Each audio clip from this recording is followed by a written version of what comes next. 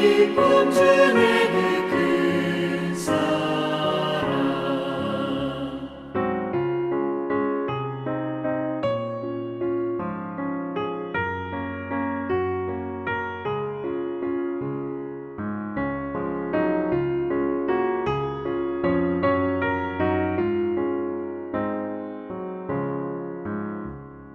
주의 사랑 비칠 때에 이 세상은 어둠 슬픔 중 안짐이 다 사라져 우리들을 가는 길 밝히 비춰주시며 복을 받게 하시니 그 큰 사랑, 그 큰 사랑 내 마음속에 충만하게 비칠 때에 찬송하네. 그 큰 사랑 내 마음속에 화평함과 기쁨 주네 그 큰 사랑. 주의 사랑 비칠 때에 그 광채가 찬란하게 우리 둘러 비치겠네. 세상 모두 이기고 천국 생활할 때도 주의 사랑 비치네 그 큰 사랑, 그 큰 사랑 내 마음속에 충만하게 비칠 때에 찬송하네. 그 큰 사랑 내 마음속에 화평함과 기쁨 주네 그 큰 사랑. 오늘 우리에게 주신 하나님의 말씀은 데살로니가전서 3장 1절부터 13절의 말씀입니다. 제가 가진 신약성경 331쪽입니다. 데살로니가전서 3장 1절부터 13절의 말씀을 드라마 바이블로 낭독합니다. 제3장. 이러므로 우리가 참다 못하여 우리만 아덴에 머물기를 좋게 생각하고 우리 형제 곧 그리스도의 복음을 전하는 하나님의 일꾼인 디모데를 보내노니 이는 너희를 굳건하게 하고 너희 믿음에 대하여 위로하므로 아무도 이 여러 환난 중에 흔들리지 않게 하려 함이라. 우리가 이것을 위하여 세움 받은 줄을 너희가 친히 알리라. 우리가 너희와 함께 있을 때 장차 받을 환난을 너희에게 미리 말하였는데 과연 그렇게 된 것을 너희가 아느니라. 이러므로 나도 참다 못하여 너희 믿음을 알기 위하여 그를 보내었노니 이는 혹 시험하는 자가 너희를 시험하여 우리 수고를 헛되게 할까 함이니 지금은 디모데가 너희에게로부터 와서 너희 믿음과 사랑의 기쁜 소식을 우리에게 전하고 또 너희가 항상 우리를 잘 생각하여 우리가 너희를 간절히 보고자 함과 같이 너희도 우리를 간절히 보고자 한다 하니 이러므로 형제들아 우리가 모든 궁핍과 환난 가운데서 너희 믿음으로 말미암아 너희에게 위로를 받았노라. 그러므로 너희가 주 안에 굳게 선즉 우리가 이제는 살리라. 우리가 우리 하나님 앞에서 너희로 말미암아 모든 기쁨으로 기뻐하니 너희를 위하여 능히 어떠한 감사로 하나님께 보답할까. 주야로 심히 간구함은 너희 얼굴을 보고 너희 믿음이 부족한 것을 보충하게 하려 함이라. 하나님 우리 아버지와 우리 주 예수는 우리 길을 너희에게로 갈 수 있게 하시오며 또 주께서 우리가 너희를 사랑함과 같이 너희도 피차간과 모든 사람에 대한 사랑이 더욱 많아 넘치게 하사 너희 마음을 굳건하게 하시고 우리 주 예수께서 그의 모든 성도와 함께 강림하실 때 하나님 우리 아버지 앞에서 거룩함에 흠이 없게 하시기를 원하노라. 평안히 주무셨나요? 오늘도 새벽 예배를 드리는 우리 모두에게 하나님의 은혜가 가득하기를 간절히 소망합니다.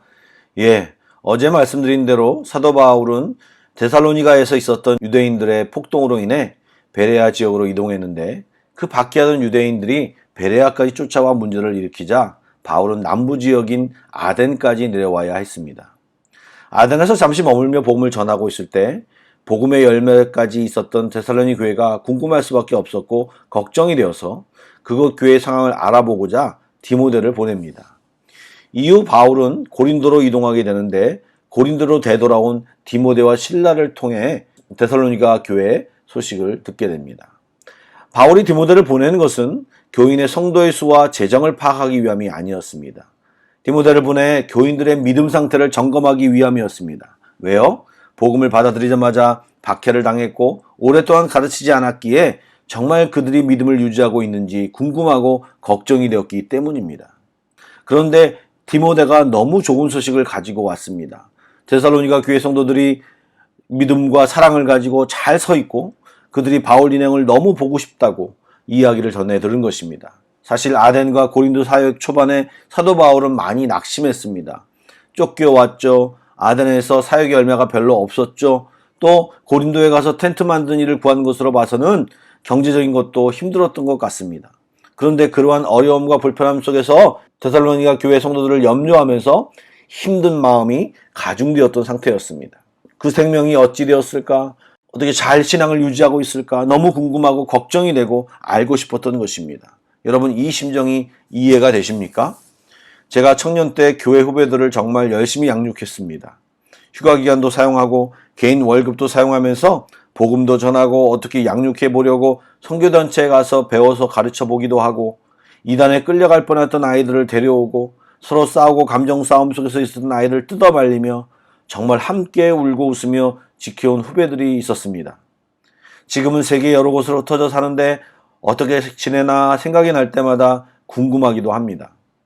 간간히 들려오는 소식을 들었는데 어떤 후배는 결혼하여 낳은 자녀가 자라 신학교에 들어가고 어떤 후배들은 목사와 사모들이 되었고 또 자신의 자리에서 신앙을 잘 지키며 살아간다는 소식을 들을 때마다 정말 뿌듯한 생각이 듭니다.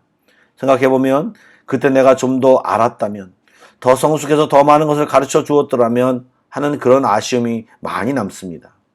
또한 내 인생에서 그런 시간을 주신 하나님께 감사를 드리며 그들이 계속해서 하나님을 잘 붙들고 살아가기를 기도하게 됩니다. 여러분, 왜 이런 감정이 생기고 이런 생각을 하게 될까요?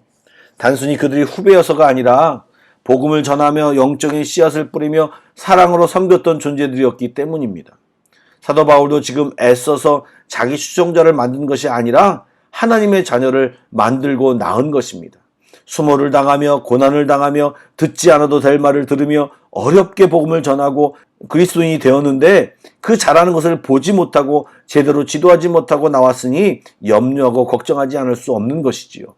그런데 굳건히 잘 서 있다는 소식을 들었으니 8절 표현대로 우리가 이제는 살리라, 한마디로 이젠 안심이 되고 기쁨과 안도의 상태가 되었음을 말하고 있는 것입니다.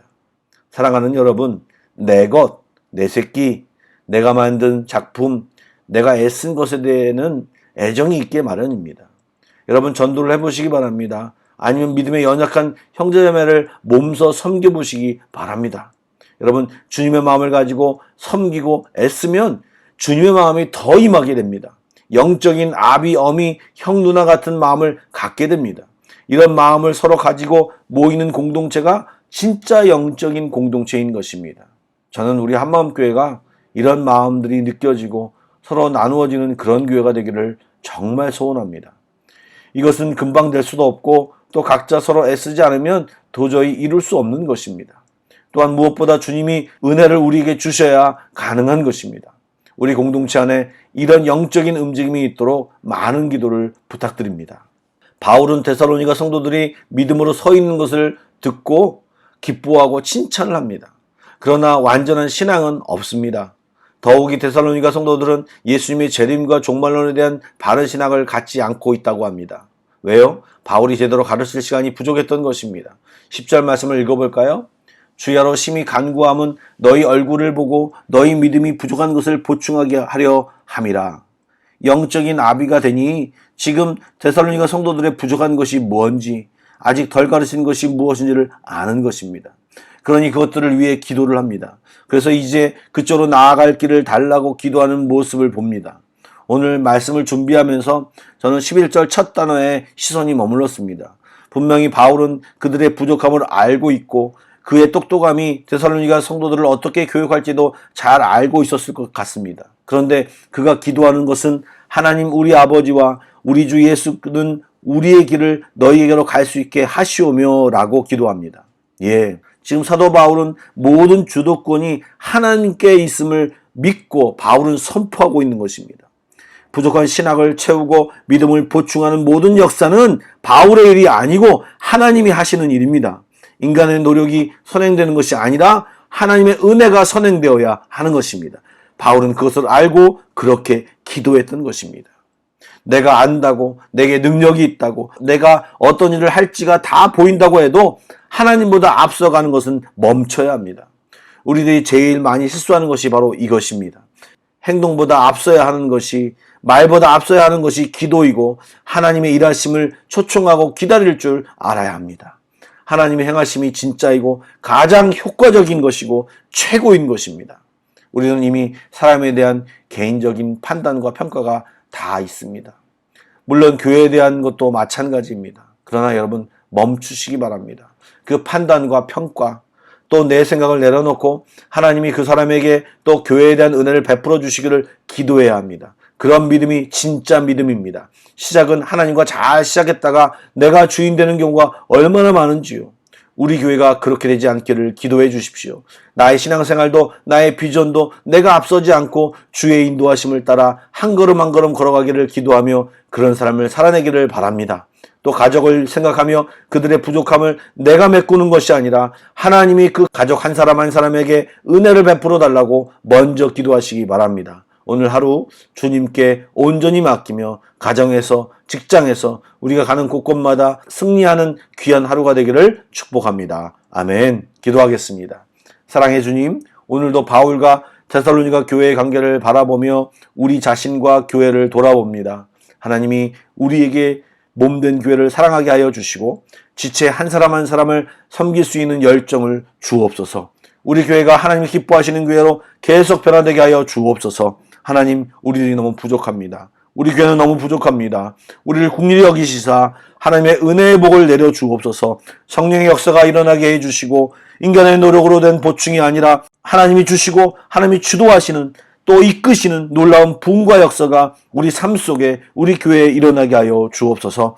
주님이 일하여 주옵소서. 주님을 신뢰하며 예수님의 이름으로 기도드립니다. 아멘.